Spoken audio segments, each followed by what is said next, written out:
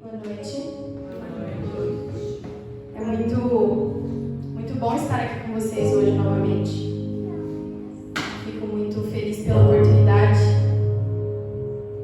Talvez não tenha falado isso aqui ainda, mas esse lugar, a Igreja da Vila Yolanda, é uma igreja que tem um carinho especial no meu coração e eu gosto muito de estar aqui com vocês. Quando eu pensei a primeira vez na mensagem que eu trouxe para vocês hoje, ela era muito diferente daquilo que vocês vão ouvir. E eu vou contar rapidinho como é que foi que aconteceu tudo isso. Eu não sei quantos de vocês sabem que eu sou escritora também. Eu tenho alguns livros escritos, eu gosto muito de ler, eu gosto muito de histórias. E eu gosto muito de criar mensagens, roteiros, né? Como uma pessoa cristã, a gente pega mensagens que a gente escuta, coisas que a gente lê na Bíblia, e a gente consegue entender, interpretar de uma determinada forma, que a gente cria um enredo para poder transmitir essa mensagem para outras pessoas. E eu gosto muito de fazer isso. Então, no ano passado, tinha um tema específico que eu queria criar uma mensagem em cima, e eu comecei a tentar fazer isso. Tentei muito. Eu tinha muitas ideias na cabeça, assim, meio aleatórias, mas eu queria linkar todas elas e eu não conseguia. E eu passei alguns meses tentando. E eu não consegui. Até que eu decidi, falei, não, eu vou deixar isso pra lá. Porque não tá vendo nada, não, enfim, a hora que Deus quiser vai vir. E aí eu deixei pra lá. E a ideia que eu queria ter em cima desse assunto nunca veio. Ela simplesmente não funcionou. Até o começo desse ano, quando eu, em março mais ou menos, estava levando um dia as meninas para a escola de manhã. Eu deixava elas na escola às 7 horas e eu voltava para casa, porque era um dia que eu tinha uma horinha ali até entrar no trabalho. Na minha escola, né? Na escola que eu trabalho. E no caminho até lá, eu estava ouvindo uma música que não era, digamos assim, né? A música que tivesse algum assunto a ver, supostamente, com aquilo que eu queria falar. Só que na volta, no caminho de volta, essa música me remeteu a uma sequência de mensagem, e eu percebi que realmente era Deus trazendo para aquele tema que eu queria muito falar uma mensagem completamente diferente daquela que eu esperava. E eu cheguei em casa e eu escrevi essa mensagem, esse roteiro, digamos assim, em 10 minutos. Que ficou completamente diferente daquilo que eu esperava. Mas foi muito especial, porque era um assunto que eu queria muito falar. E por uma série de sequências de eventos também, essa é a primeira oportunidade que eu estou tendo de fazer essa mensagem, de passar e transmitir para vocês, né, para outras pessoas, aquilo que Deus trouxe no meu coração e na minha mente. Então eu queria que a gente orasse agora, para que, assim como essa mensagem ficou muito especial e muito clara para mim, de que era não aquilo que eu queria, mas aquilo que Deus trouxe na minha mente, para que Ele também fizesse isso com vocês nesse momento. Vamos orar. Querido Pai que está nos céus, nós queremos te agradecer pela oportunidade de estarmos aqui. Queremos te agradecer por mais uma vez sentirmos a Tua presença na Tua casa.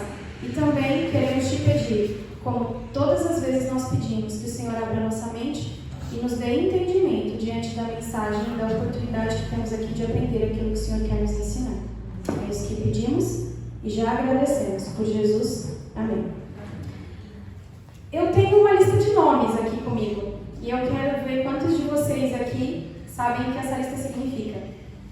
Abel, Enoque, Noé, Abraão, tá fácil?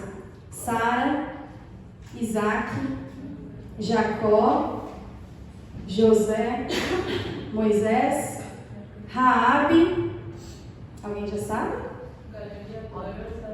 Gideão, Baraque, Sansão, Jefté, Davi, Samuel, e a lista continua. Muito bem, os heróis da fé. Essa é uma lista muito conhecida na Bíblia, é uma lista que muitos gostamos. E ela recebeu esse nome especial de Lista dos Heróis da Fé. Heróis da Fé. O que são heróis? O que seriam esses heróis da fé que tem aqui nessa lista de Hebreus 11? São pessoas comuns que se tornaram extraordinárias porque Deus as conduziu por um processo demorado e difícil de aprendizado e de provações, e que no fim lhes deu a recompensa prometida. É isso que a Galeria dos Heróis da Fé nos traz. E esse é o tema da nossa conversa de hoje: o processo do herói. Eu não sei quantos de vocês sabem ou gostam também, assim como eu, daqueles heróis assim, que uma certa indústria lá fora produz para nós. Eu sempre gostei muito. Heróis tipo Super-Homem, né? Capitão América, alguns outros aí que a gente não precisa ficar fazendo uma lista grande. Mas eu sempre gostei de histórias desse tipo. Só que existe também uma outra categoria que a gente pode colocar para classificar heróis numa história, por exemplo. Como alguém que gosta muito de ler e como alguém que gosta muito de escrever, eu sempre tive o hábito de pesquisar algumas coisas. E uma das coisas que eu vejo que muitas pessoas não sabem diferenciar, pelo simples fato de às vezes não terem ouvido mesmo sobre isso, é que aquilo que nós classificamos na nossa língua portuguesa como histórias ou livros de romance, na verdade, é muito remetido para nós como uma história, de repente, de amor entre um casal, né? Alguma coisa que acontece nesse sentido. E aí tem lá o enredo, né? Do livro, do filme, seja o que for. Só que, tirando a nossa língua portuguesa, nós temos uma classificação para um tipo de histórias que a gente traduz como romance, que é o chamado novel. Ele é um tipo de romance, porque não tem outra palavra para ser traduzido, mas que não é uma história simplesmente de amor ou coisa assim entre duas pessoas, né? Entre um casal especificamente. É uma história de um personagem comum e que tem situações comuns do cotidiano, geralmente coisas relacionadas a relacionamento não necessariamente de um casal, né? Mas relacionamento com filhos, relacionamento com a família, e que são histórias que nos trazem lições para a nossa vida. Isso é um romance, isso é um novel, que a gente chama, na classificação de histórias contadas. E para todo novel, para todo romance, existe uma jornada do herói. O herói nada mais é do que a pessoa que é o personagem principal da história. Então, sempre que esse personagem principal é contado uma história sobre ele, né? Tem um enredo da história dele, ele tem uma jornada. E essa jornada, ela segue um padrão. Para qualquer história que você vá ler, enfim, aprender, assistir um filme, qualquer uma, existe uma jornada. E essa jornada segue um padrão. E eu vou falar rapidinho sobre quais são os padrões dessa história, quais são os passos dessa jornada. A primeira parte da história, o primeiro passo dessa história, é onde se apresenta o mundo comum do herói, do personagem principal. Esse mundo comum, ele pode ser no cotidiano, a rotina, quem é a família, no que esse personagem trabalha, o que ele gosta, o que ele não gosta, quais são os hobbies dele, essas coisas. Então, é um momento ali, uma introdução da história, onde se apresentam os hábitos. Quem é o nosso herói? Quem é o nosso personagem principal? O segundo passo, logo depois dessa apresentação, é o chamado do herói.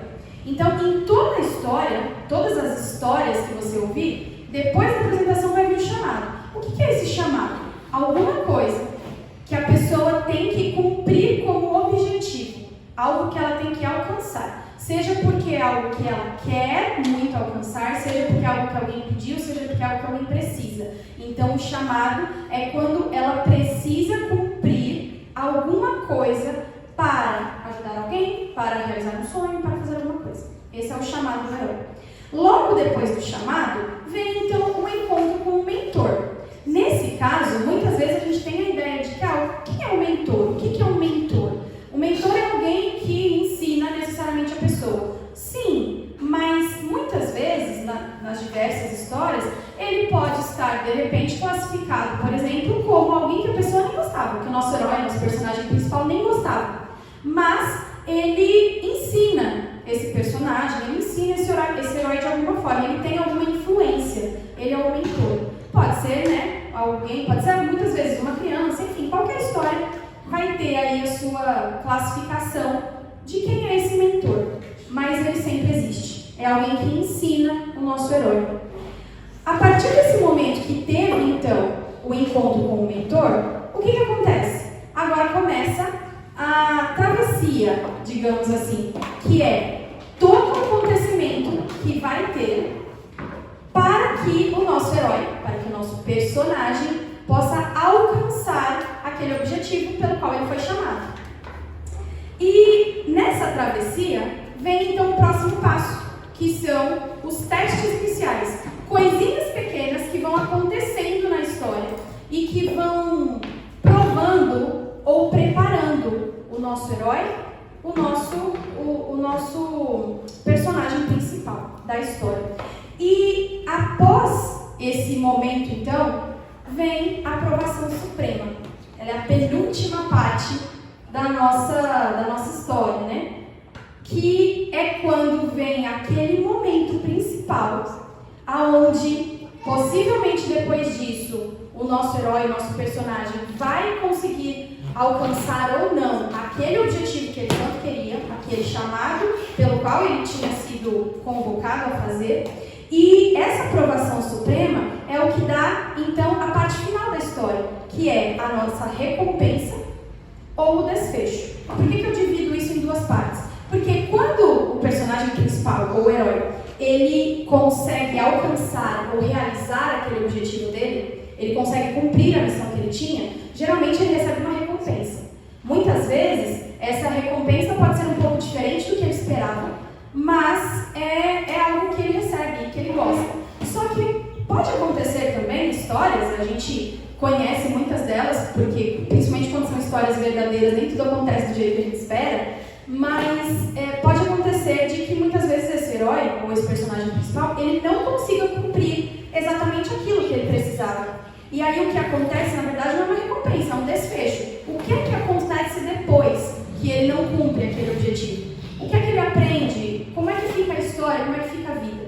Então, esse é o passo a passo. Essa é a jornada do herói. E sabe o que é mais legal? Que na Bíblia, nós temos muitas histórias como essas.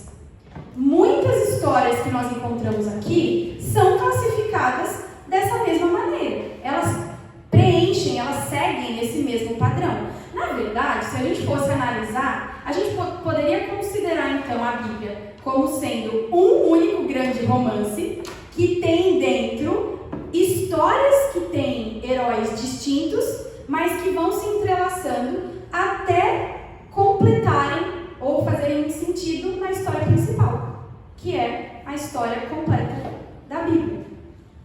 E o mais legal ainda sobre essas histórias da Bíblia é que existe uma lista VIP desses heróis. E essa lista foi a que eu citei para vocês, que está em Hebreus 11. A gente consegue encontrar nesse capítulo, digamos assim, os heróis mais conhecidos, aqueles mais apreciados, aqueles que as pessoas mais admiram. Eles estão ali nessa lista. E aí, a gente tem ali uma série de pessoas que enfrentaram grandes situações, cumpriram muitas vezes aquela jornada do herói que eu acabei de falar para vocês e que representam para nós pessoas que muitas vezes a gente quer se tornar. A gente admira, a gente espera ter o mínimo que seja da fé que aquela pessoa tinha. Nós temos lá, pela fé, Abel apresentou a Deus um sacrifício superior ao de Caim. Pela fé, Noé construiu uma grande embarcação. Pela fé, Abraão obedeceu quando foi chamado. Pela fé, Sara pôde ter um filho. Pela fé, Isaac. Pela fé, Jacó. Pela fé, José, Moisés, Raabe, Gideão, e a lista continua. A lista é grande e os detalhes de cada história são inúmeros. São muito difíceis da gente contar, mas todos eles passaram por um processo, passaram por essa jornada que a gente acabou de descrever. E diante dessas jornadas, de cada uma das histórias que tem lá, existem ali algumas lições, que são lições que nos ensinam sobre o herói, quem ele é, como ele tem que ser. E eu vou falar aqui para vocês hoje sobre 5 dessas lições. Nós vamos falar rapidamente sobre cada ponto que é importante que o herói tenha, ou que o herói possua. E aí a gente vai folhear um pouquinho a Bíblia. Então eu quero convidar vocês para lerem comigo algumas passagens que vão nos ensinar sobre quem é o herói e como o herói deve ser. A primeira dessa lição está em 1 Samuel, capítulo 17, versículos 45 a 47. Então, 1 Samuel, capítulo 17, a partir do verso 45.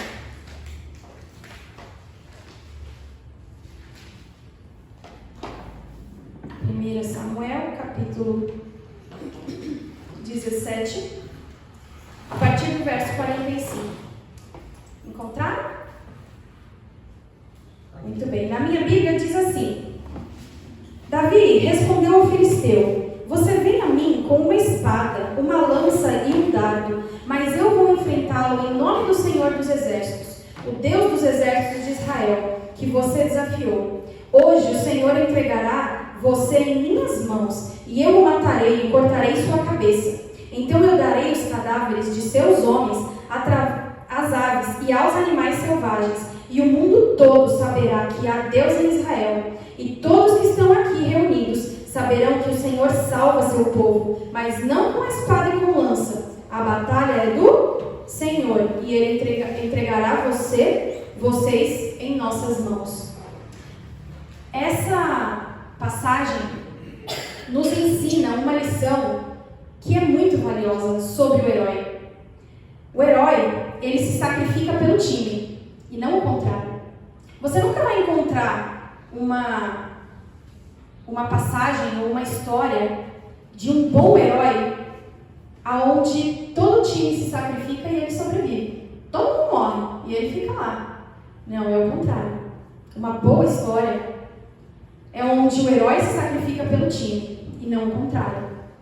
Se a gente voltasse um pouquinho nesses versículos aqui do capítulo 17, a gente ia encontrar que no versículo 32, numa cena anterior a essa de Davi com Golias, Davi está com Saul, e ele diz assim para Saul: ninguém se preocupe por causa desse filisteu, eu, seu servo, irei lutar contra ele. Então, o herói se sacrifica pelo time, e não o contrário.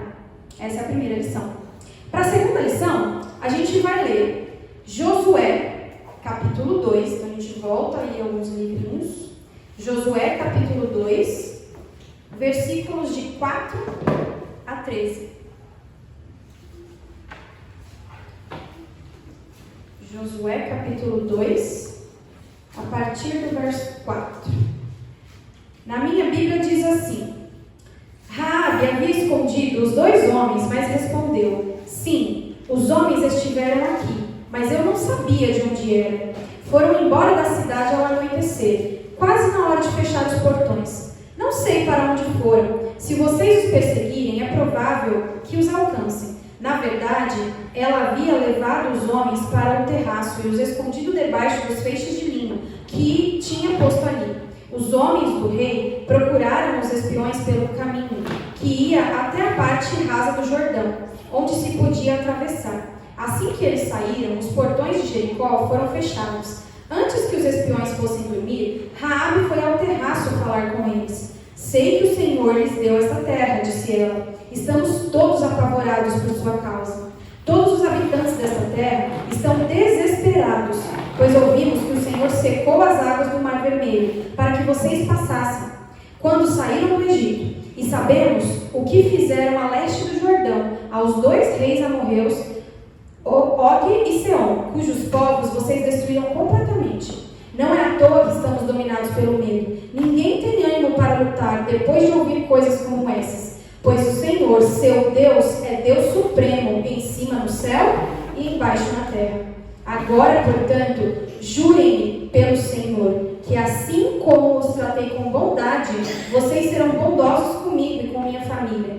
Deem-me alguma garantia de que quando Jericó for conquistada, vocês pouparão a minha vida e a vida de meu pai e de minha mãe, e também a de meus irmãos, irmãs e de seus familiares.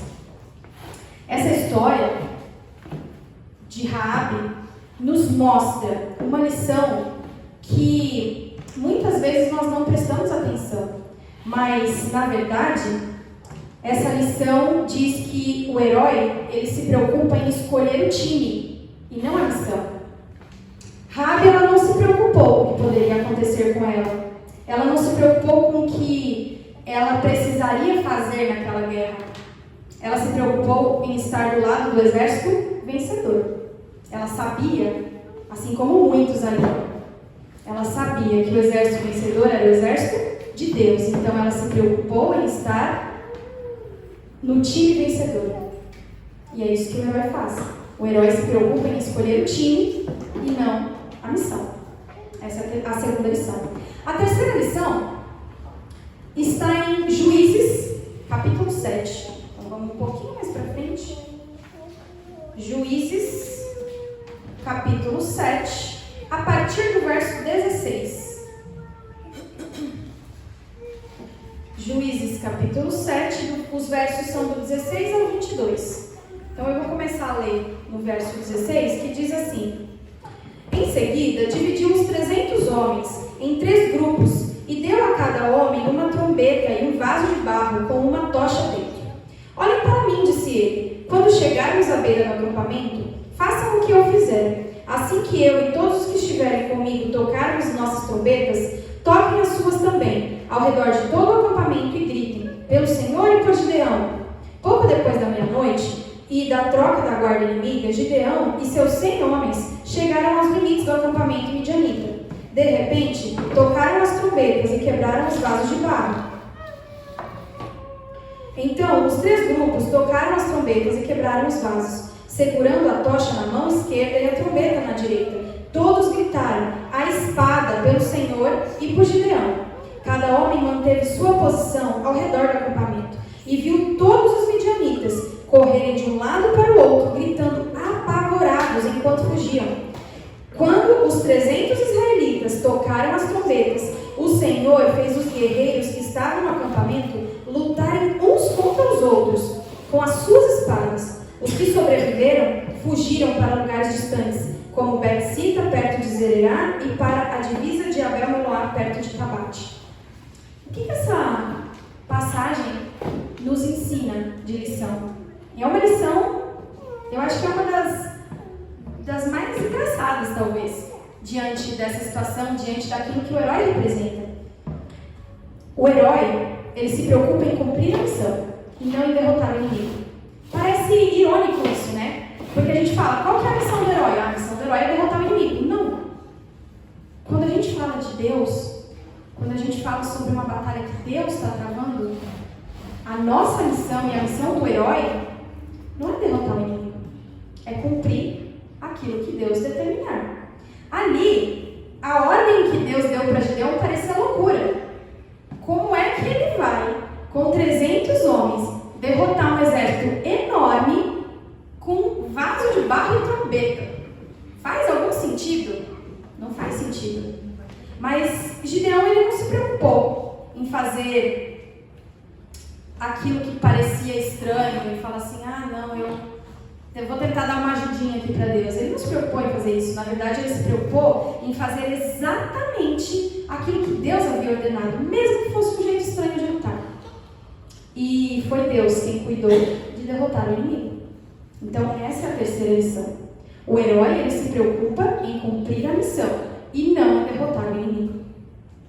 A quarta lição, ela está em Gênesis, aí a gente volta lá no comecinho da nossa Bíblia, Gênesis 32, dos versículos 24 a 26. Gênesis capítulo 32, dos versículos 24 até 26. Na verdade, eu vou ler até o 28, para deixar a história mais completa. Mas vamos lá, a partir do versículo 22. Durante a noite, Jacó se levantou, tomou suas 2 mulheres, suas 2 servas e seus 11 filhos e atravessou com eles o rio Jaboque. Depois de levá-los para outra margem, fez passar todos os seus bens. Com isso, Jacó ficou sozinho no acampamento. Veio então um homem que lutou com ele até o amanhecer. Quando o homem viu que não poderia vencer, tocou a articulação do quadril de Jacó e o deslocou. O homem disse: deixe-me ir, pois está amanhecendo. Jacó, porém, respondeu: não o deixarei ir enquanto não me abençoar. Qual é o teu nome? Perguntou o homem. Jacó, respondeu ele. E o homem disse: seu nome não será mais Jacó. De agora em diante você se chamará Israel, pois lutou com Deus e com os homens e venceu. Essa história é uma história que me toca muito. Na maioria dos meus sermões eu falo sobre Jacó, sobre José, sobre Abraão. E essa história de Jacó, ela traz uma lição, ela traz muitas lições. Mas diante daquilo que a gente tem aqui para aprender hoje, porque Jacó era um herói da fé, qual é a lição que esses versos nos trazem? A quarta lição, a lição que a história de Jacó nos traz, é que o herói tem coragem moral para tomar decisões difíceis. Jacó, ele achou que poderia morrer ali onde ele estava. Ele entendeu que a vida dele corria um risco muito grande, mas ele preferiu escolher a possibilidade da morte do que viver sem a bênção que ele buscava. E nós também podemos concluir algumas outras coisas diante dessa história de Jacó, que tem a ver com outras pessoas, outros personagens, porque ali Jacó entendia que a vida dele corria perigo, mas outras pessoas muitas vezes se arriscam pela vida de outras pessoas. Então a gente percebe que coragem do herói, ela também envolve uma coragem moral para tomar decisões difíceis e que faz com que ela possa arriscar a própria vida por pessoas, por outras pessoas que muitas vezes ela nunca viu. E existem muitos heróis que arriscam a própria vida por pessoas que elas nunca viram. Essa é a quarta lição. E a quinta lição, a lição final dessas histórias todas, a gente vai encontrar em Gênesis 22. Então vamos voltar mais um pouquinho. Gênesis 22, versos do 6 ao 12. Eu vou começar a ler aqui a partir do verso 6. Na minha Bíblia diz assim: Abraão pôs a lenha para o holocausto nos ombros de Isaque, e ele próprio levou o fogo e a faca. Enquanto os dois caminhavam juntos, Isaque se virou para Abraão e disse: Pai? Sim, meu filho, respondeu Abraão. Temos fogo e lenha, disse Isaque, mas onde está o cordeiro para o holocausto? Deus providenciará o cordeiro para o holocausto, meu filho, respondeu Abraão. E continuaram a caminhar juntos. Quando chegaram ao lugar que Deus havia indicado, Abraão construiu um altar e arrumou a lenha sobre ele. Em seguida, amarrou seu filho Isaque e o colocou no altar sobre a lenha. Então pegou a faca para sacrificar o filho. Nesse momento, o anjo do Senhor o chamou do céu. Abraão, Abraão. Aqui estou, respondeu Abraão. Não toque no rapaz, disse o anjo. Não lhe faça mal algum. Agora sei que você teme a Deus e de fato. Agora sei que teme a Deus de fato. Não me negou nem mesmo seu próprio filho, seu único filho. Essa quinta lição é aquela lição que nos diz que o herói, ele entende que o propósito é muito maior do que a dor do processo. Porque inevitavelmente, o processo ele é sempre dolorido. Sempre dolorido. Mas, quando nós observamos todas essas histórias, aqui eu citei 5, mas a gente tem muitos outros nomes e muitas outras histórias. Veio uma pergunta, surgiu uma pergunta na minha mente. E a pergunta era, e nós? Nós podemos também ser heróis da fé? Nós podemos fazer parte de uma lista divina que fala os nossos nomes e as nossas provações supremas? A resposta que a Bíblia me dá está escrita lá no final, naquele primeiro livro que eu citei, mas que a gente não abriu. Então eu convido você para abrir comigo, Hebreus 11. E eu quero ler com vocês o que está escrito a partir do verso 32 de Hebreus 11.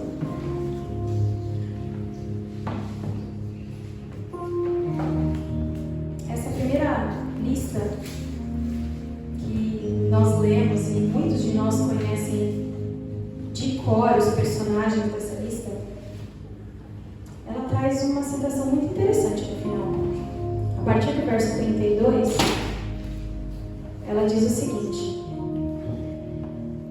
quanto mais preciso dizer, levaria muito tempo para falar sobre a fé que Gideão, Baraque, Sansão, Jefté, Davi, Samuel e os profetas tiveram. Pela fé, eles conquistaram reinos, governaram com justiça e receberam promessas. Fecharam a boca de leões, apagaram chamas de fogo e escaparam de morrer pela espada. Sua fraqueza foi transformada em força. Tornaram-se poderosos na batalha e fizeram fugir exércitos inteiros. Mulheres receberam de volta seus queridos que haviam morrido.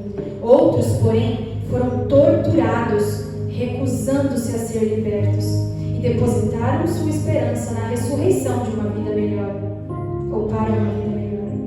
Alguns foram alvo de zombarias e açoites, e outros acorrentados em prisões. Alguns morreram apedrejados, outros foram cerrados ao meio, e outros ainda mortos à espada. Alguns andavam vestidos com peles de ovelhas e cabras, necessitados, aflitos e maltratados. Esse mundo não era digno deles. Vagaram por desertos e montes, escondendo-se em cavernas e buracos na terra. Todos eles obtiveram aprovação por causa de sua fé. No entanto, nenhum deles recebeu tudo o que havia sido prometido, pois Deus tinha algo melhor preparado para nós, de modo que sem nós, eles não cheguem à perfeição. Então, qual é a nossa resposta? A recompensa plena deles, que já são heróis da fé, só vai chegar quando essa lista estiver completa. E para fazer parte dessa lista, nós precisamos entender que existe uma jornada, existe um processo. No livro O Impostor que Vive em Mim, o autor ele fala um pouquinho sobre isso. E ele diz assim: um dia difícil? Sim. Agitado e bagunçado? Sim. Impossível de enfrentar? Não. Como o espírito doador da vida do Senhor ressurreto se manifesta em dias como esses? Em nossa disposição de não ceder, nossa recusa de fugir, adotando um comportamento autodestrutivo. O poder da ressurreição nos capacita a lidar com nossas emoções, a aceitar a dor, recebê-la, carregá-la, não importa quão aguda seja.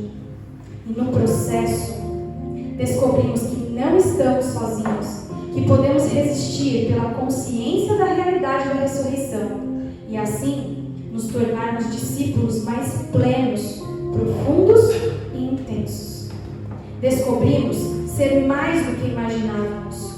No processo, não somente persistimos, como também somos obrigados a ampliar as fronteiras pessoais. A esperança sabe que se se as grandes provações forem evitadas, as grandes realizações não serão alcançadas e a possibilidade de crescimento da alma será nula. O pessimismo e o derrotismo nunca são fruto do espírito doador da vida. Antes, eles revelam a nossa ignorância a respeito da atualidade da ressurreição. Se engana quem acha que o herói não tem medo. O herói tem medo. A diferença é que quando o herói tem medo, ele dá um passo à frente, sem desejar que as outras pessoas deem um passo atrás. E quem é o herói? Quem é o grande herói que nós devemos admirar e seguir? Quem é o herói para o qual todos aqueles heróis de Hebreus 11 olharam e para quem nós devemos olhar também, a fim de entendermos que nossos nomes também podem estar na lista final quando a recompensa for entregue? Se todos, e eu enfatizo aqui, todos os heróis, inclusive Jesus, precisaram passar pela dolorosa jornada do herói e aprender aquelas 5 lições que foram citadas aqui, o que te leva a pensar que para estar com o nome nessa lista, a sua jornada seria mais leve? Não será. O processo do herói, ele na maioria das vezes, é um processo demorado, difícil, dolorido. Ele envolve lágrimas, ele envolve um coração apertado, ele envolve a vontade de largar tudo e desistir. Mas é exatamente nesses momentos que Deus aparece para nos lembrar, com uma música, né, cara? Pode subir aqui. Deus aparece para nos lembrar que tudo é aprendizado e que aquilo que machuca e dói tanto vai nos fortalecer e vai nos moldar.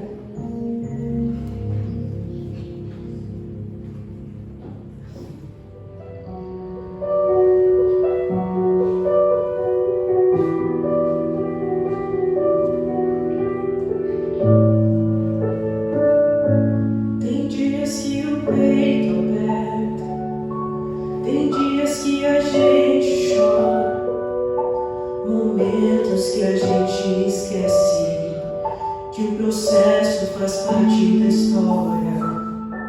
Tem dias que a pressão aumenta e a gente quer tudo largar, mas é nesses momentos que Deus decide então falar. E as suas lágrimas estão regando o sol e germinando a árvore que vai crescer. E o que hoje você não vê resultado, amanhã lá na frente vai surpreender. É que o processo às vezes é tão demorado, mas de uma coisa você não pode esquecer, que cada segundinho é aprendizado. Deus está lapidando o diamante que é você. Deus quer te moldar, quer te lapidar. O que hoje machuca vai fazer crescer. E mesmo que o processo seja dolorido, vai te dar resistência e te fortalecer. Deus quer te moldar, quer te lapidar. O que hoje machuca vai fazer crescer. E mesmo que o processo seja dolorido, vai te dar resistência e vai te fortalecer.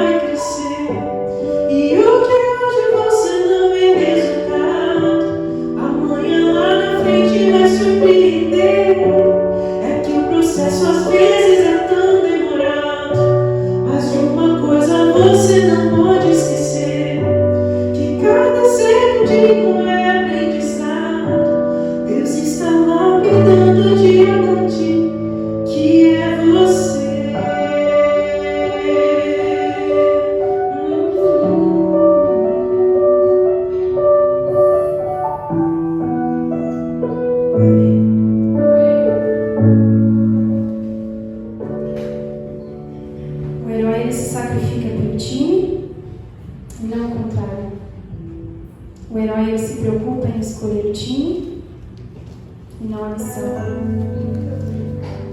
O herói se preocupa em cumprir a missão e não em derrotar o inimigo.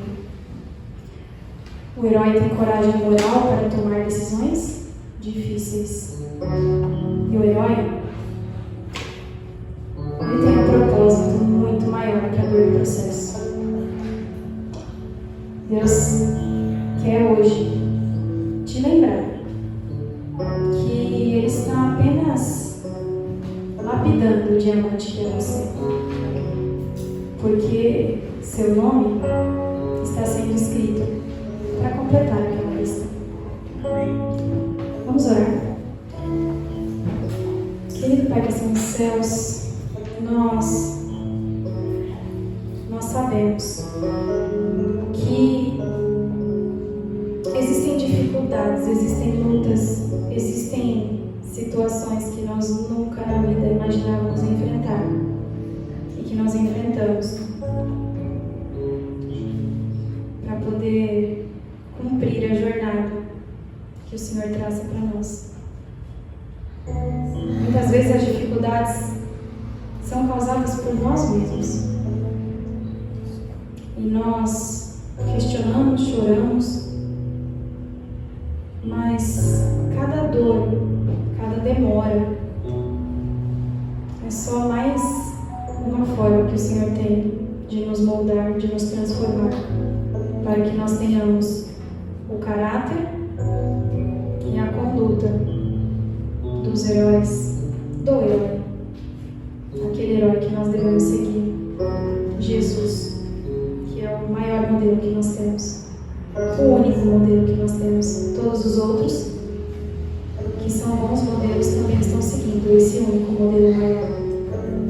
Então nós pedimos transformação, nós pedimos salvação, nós pedimos que o Senhor nos dê força para suportar o processo.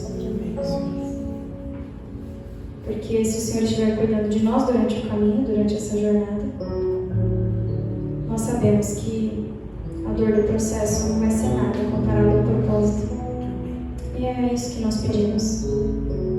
Teu cuidado, tua proteção. Pedimos que o Senhor nos carregue em colo.